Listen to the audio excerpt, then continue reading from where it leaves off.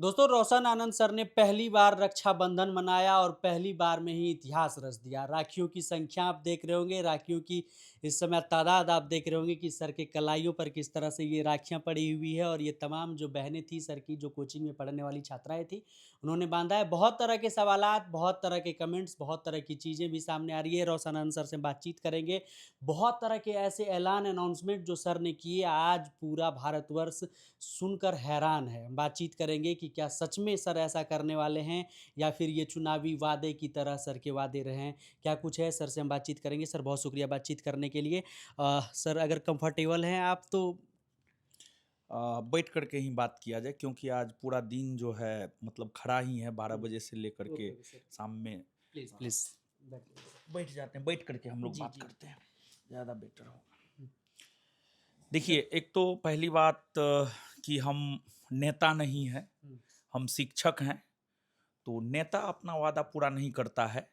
हम शिक्षक हैं तो हम अपना वादा ज़रूर पूरा करेंगे, और हम पूरा किए हैं हम्म। और ज़रूर पूरा करेंगे हमने आज जो भी कहा है। कितने राखियां इसमें होगी, कितनी राखियां सर इसमें होंगी कि, और क्या लग रहा है सर कि ये कितना वजन होगा इसका? देखिए, कुछ भी वजन बोलना, हम्म, ये बहनों का अपमान हो जाएगा। आपको ये हजारों बहनों का प्यार है, हम्म, हजारों बहनों का उम्मीद है। हमारी हर बहन एक उम्मीद लेकर के आई थी, और हम सभी बहनों के उम्मीद पर खरा उतरने का प्रयास करेंगे। इतना भारी होने के बावजूद भी सर आज लग रहा है कि ये भारी नहीं है, बल्कि ये जिम्मेदारी है। निश्चित तौर पर ये एक प्रकार से जिम्मेदारी है। बहनों ने हमें एक बहुत बड़ी जिम्मेदारी दी है, हम उसको निभाएंगे। लेकिन सर जो सवाल हैं, बहुत सारे लोग यही कह रहे हैं कि रोशन आनंद सर जो आज रक्षाबंधन मनाए हैं, यही आज से पहले जो है, इससे पहले जब राखी का त्योहार होता था तो रक्षाबंधन का सर कभी कभी विरोध भी किया करते थे। जब रक्षाबंधन होता था तो इन सब चीज़ों पर वो विश्वास नहीं करते थे। तो सर इस बार मनाने का क्या कुछ रीज़न था? देखिए, 2-3 रीज़न है। हम्म, एक तो पहला रीज़न ये है कि 13 अगस्त 2026 से जो है पटना के गर्दनी बाग में छात्रों के 15 सूत्री मांग को लेकर के आंदोलन चल रहा था। हम्म, और उस आंदोलन में हम 22 अगस्त को प्रत्यक्ष तौर पर उपस्थित हुए थे, हम्म, और छात्र एवं छात्राओं ने पूरा गर्दनी बाग भर दिया था। हम्म, तो वहाँ पर कुछ छात्राओं से मेरा बात हुआ। उन छात्राओं का ये डिमांड था कि अगर सरकार हम्म, हमारी बात नहीं मानती है, हम्म, तो सर आप यहाँ आए हैं, आपको गर्दनी बाग में ही रक्षाबंधन मनाना होगा। अच्छा। वहाँ पर जो हमारी बहनें छात्राएं थी, हमने उन्हें यह आश्वासन दिया कि अगर सरकार आपकी बात नहीं मानती है, तो हम्म, हम गर्दनी बाग में रक्षाबंधन मनाएंगे, हम्म, जो घोषणा हमने पहले किया था। अच्छा। और जब हम 22 को गए, उसके बाद 23 को एक नोटिस आया, 24 को वार्ता हुआ, 25 को वार्ता हुआ, 26 को वार्ता हुआ, और 27 को जो है सरकार ने छात्रों की मांग को, छात्र एवं छात्राओं की मांग को आंशिक तौर पर माना है। हम्म, पूर्णतः तो नहीं ही माना है, लेकिन हम्म, आंशिक तौर पर जो है छात्र एवं छात्राओं की मांग को माना है। तो हम अपने छात्र एवं छात्राओं के खुशी के लिए जो है, हम्म, हमने जो वादा किया था हम्म, गर्दनी बाग में, हम्म, उसके खुशी के लिए जो है ये रक्षाबंधन का त्योहार हमने मनाया है। जी। अब लोगों का अपना विचार है, उसको जो कहना है कहे, हम्म, लेकिन हम अपनी बहन हम्म, के वजह से हम्म, हमने जो उनसे वादा किया था, हम्म। उसको लेकर के हम ये मनाए। और सर आज जो ट्विटर पर ट्रेंड कर रहा है, ट्विटर पर रोशन आनंद ट्रेंड कर रहा था, जब मैंने उसे खोलकर अंदर में तह में जाने की कोशिश करी तो वहाँ पर ये चीज़ें सामने निकल कर आ रही थी। और जो खबरें चल रही है पूरे दिन में, डिजिटल मीडिया से लेकर मिनिस्ट्री मीडिया तक, हर जगह यही खबरें चल रही है कि आपने अपनी संपत्ति का, पैतृक संपत्ति का और निजी संपत्ति का आधा हिस्सा जो है वो दान करने का फैसला किया है। जी हाँ, देखिए, हम 2 भाई थे, एक तो रहा नहीं, हम्म, लेकिन वो मेरे भीतर ज़िंदा है। हम इस चीज़ को अभी भी डाइजेस्ट नहीं कर पाते हैं, जो सच है। अगर हमारा भाई ज़िंदा रहता, तो हमारे पैतृक संपत्ति में हमारे भाई का हिस्सा होता। और आज ज्ञान बिंदु जिस मुकाम पे है, ज्ञान बिंदु को इस मुकाम पर लाने में हमारे भाई का बहुत बड़ा योगदान था। और हम बड़ा भाई हैं, बड़ा भाई भी पिता समान ही होता है।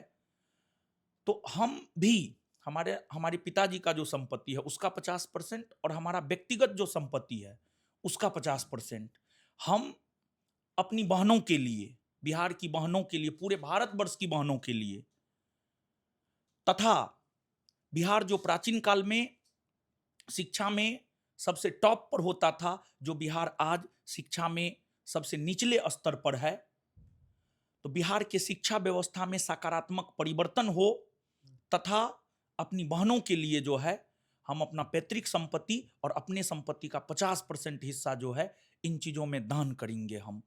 और इसमें समाज सुधार को लेकर के जो भी हमसे प्रयास किया जा सकता है हम करेंगे, जितना ज्यादा हो सकता है। देखिए, तो क्योंकि जीवन ही सत्य है। हमारे भाई का देहांत हुआ, क्या लेकर के गया वो? कुछ भी नहीं लेकर के गया, सब कुछ यहां छूट जाता है। तो जब सब कुछ यहां छूट ही जाता है तो क्या व्यक्तिगत, क्या समाज के लिए, देश के लिए जो है करना चाहिए, ज्यादा बेटर है। तो क्या सर आपने जो ये बात कही है, क्या ये चुनावी वादों की तरह झूठी साबित हो जाएगी या फिर सच में आप इसे करेंगे? नहीं नहीं, हम बार बार बोल रहे हैं कि हम नेता नहीं हैं, हम शिक्षक हैं। हम जो है आपको लाइब्रेरी को लेकर के हमने अनाउंसमेंट किया था।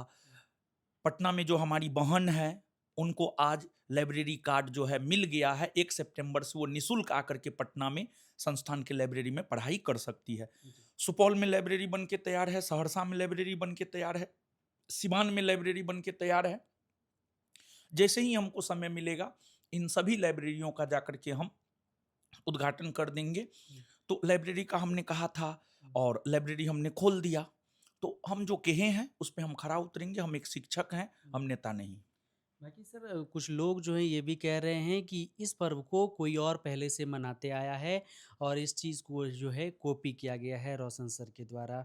तो क्या इस पर सर आप कुछ कहना चाहेंगे? नहीं, हम कुछ नहीं। हम तो स्टार्टिंग में ही आपको ये बात बोल दिए थे कि हम रक्षाबंधन नहीं मनाते। लेकिन जो 22 अगस्त को हम गर्दनी बाग गए, वहां पर जो हमारी बहनों की डिमांड थी कि आपको अगर सरकार बात नहीं मानती है तो आपको गर्दनी बाग में रक्षाबंधन मनाना होगा, और हम गर्दनी बाग जाने वाले थे। लेकिन उससे पहले ही माननीय मुख्यमंत्री श्री सम्राट चौधरी जी जो है छात्रों की मांग को आंशिक तौर पर मान लिया है और उन्होंने अपने ट्विटर हैंडल से ट्वीट किया है। तो फिर उनके खुशी में शामिल होने के लिए, अपने छात्र एवं छात्राओं की खुशी में शामिल होने के लिए हम ये त्योहार मनाएं। सर आपकी एक बहन बोल रही थी कि जिस दिन रोशन सर अनाथ आश्रम खोलेंगे उस दिन हम रोशन सर को राखी बांधेंगे। देखिए, आज हमारी हजारों की संख्या में बहनें आई, तो हम ये बात कहना चाहते हैं कि हम अनाथ आश्रम ही नहीं, अनाथ आश्रम के साथ साथ हम वृद्धा आश्रम भी खोलेंगे। और एक हमारी बहन जो है, गौरी नाम की बहन आई थी आज, और उनका ये कहना था कि सर प्रिंस भैया जो है ब्लड डोनेट करवाते थे, अस्पताल में लोगों को जाकर के मदद करते थे, तो आपको जो है ब्लड डोनेट के लिए जो है एक सेंटर खोलना चाहिए और हॉस्पिटल खोलना चाहिए। तो आ, हमने कहा उनको कि गौरी नाम था उस लड़की का, और वो ये भी बात बोली है कि पहला ब्लड डोनेट जो है हम करेंगे सर। हाँ, उस कैंप में पहला ब्लड डोनेट जो है हम करेंगे। तो हम कहना चाहते हैं अपने सभी बहनों को, शिक्षा के क्षेत्र में हो, स्वास्थ्य के क्षेत्र में हो, कृषि के क्षेत्र में हो, हर क्षेत्र में हमारी बहन जो डिमांड करेगी हम हर क्षेत्र में अपनी बहन की डिमांड को पूरा करेंगे। तो सर सब कुछ बहनों के लिए ही खोलेंगे, तो आपके भाई हैं वो कह रहे हैं कि हम भाइयों के लिए क्या है? नहीं, भाइयों के लिए भी है, बहुत कुछ है। हम्म, ऐसा थोड़े है कि जो हॉस्पिटल खुलेगा उसमें भाइयों को मदद नहीं मिलेगा, या फिर जो अनाथ आश्रम खुलेगा, वृद्धा आश्रम खुलेगा, या कृषि से संबंधित क्षेत्र में करेंगे तो उसमें भाइयों को मदद नहीं मिलेगा। सब में भाइयों को मदद मिलेगा, समाज सेवा में और देश के लिए। अगर हम देश के लिए देखिए, देश प्रथम, हमारे लिए देश प्रथम, राष्ट्र प्रथम, हमारे लिए राष्ट्र प्रथम है, और राष्ट्र के लिए जो है हम ये काम करेंगे। अगर 50% में कमी हो गई कि उसमें नहीं हो पा रहा है तो क्या और भी लगा देंगे? निश्चित तौर पर अगर मान लिया जाए कि 50% से नहीं हो पा रहा है, तो हम अपने इनकम का 70%, 80%, 90% तक लगा सकते हैं। सिर्फ इतना हम रखेंगे, हम हैं, हमारी माँ है, हमारे पिताजी हैं। हम, हमारी माँ, हमारे पिताजी का खाना-पीना, रहन-सहन ठीक से हो जाए, उसके अलावा हम सब लगा देंगे। बहुत शुक्रिया सर बातचीत करने के लिए। धन्यवाद।